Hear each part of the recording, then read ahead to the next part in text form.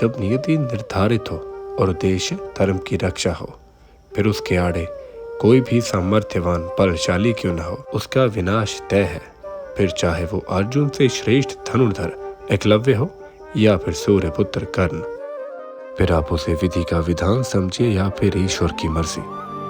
37वां अध्याय भाग दूसरा, महाभारत। एकलव्य की गुरु भक्ति। द्रोणाचार्य की शिक्षा कौशल की बात देश देशांत में फैल गई।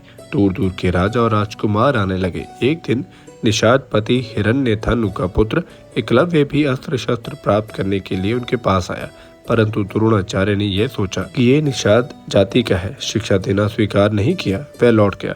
वन में जाकर उसने द्रोणाचार्य की एक मिट्टी की मूर्ति बनाई और उसमें आचार्य भाव रखकर उत्कट श्रद्धा और प्रेम से नियमित रूप से अस्त्र अभ्यास करने लगा और अत्यंत निपुण हो गया।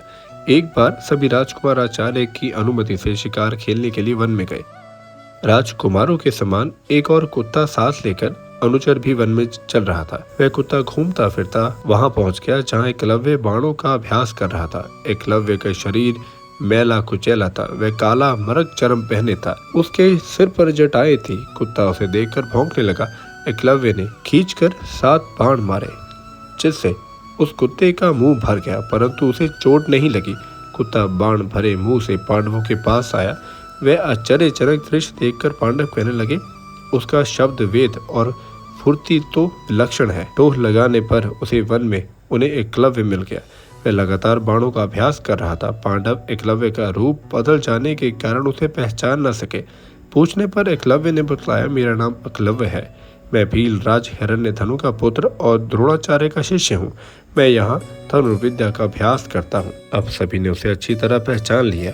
वहां से लौटकर राजकुमारों ने द्रोणाचार्य से सब हाल सुनाया। अर्जुन ने कहा, तो गुरुदेव, आपने मुझे हृदय से लगाकर बड़े प्रेम से यह बात कही थी कि मेरा कोई भी शिष्य तुमसे बढ़कर न होगा, परंतु ये आपका शिष्य एकलव्य तो सबसे और मुझसे भी बढ़कर है। अर्जुन की ये बात सुनकर द्रोणाचार्य ने थोड़ी देर तक कुछ विचार किया और फिर उन्हें साथ लेकर उसी वन में गए।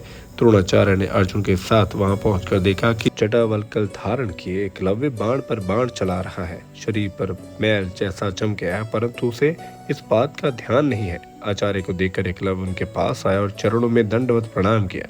फिर वह उनकी विधि पूर्वक पूजा करके हाथ छोड़कर उनके सामने खड़ा हो गया और बोला, आपका शिष्य सेवा में उपस्थित है, आज्ञा कीजिए। द्रोणाचार्य ने कहा, यदि तू सचमुच मेरा शिष्य है तो मुझे गुरु दक्षिणा दे। एकलव्य को बड़ी प्रसन्नता हुई। उसने कहा, आज्ञा दीजिए, मेरे पास ऐसा कोई वस्तु नहीं जो मैं आपको ना दे सकूं। द्रोणाचार्य ने कहा, एकलव्य, तुम अपने दाहिने हाथ का अंगूठा मुझे दे दो। सत्यवती एकलव्य अपनी प्रतिज्ञा पर डटा रहा और उसने उत्साह के कारण प्रसन्नता से दाहिना हाथ का अंगूठा काटकर गुरुदेव को सौंप दिया। इसके बाद उसकी बाण चलाने की वह सफाई और फुर्ती नहीं रही।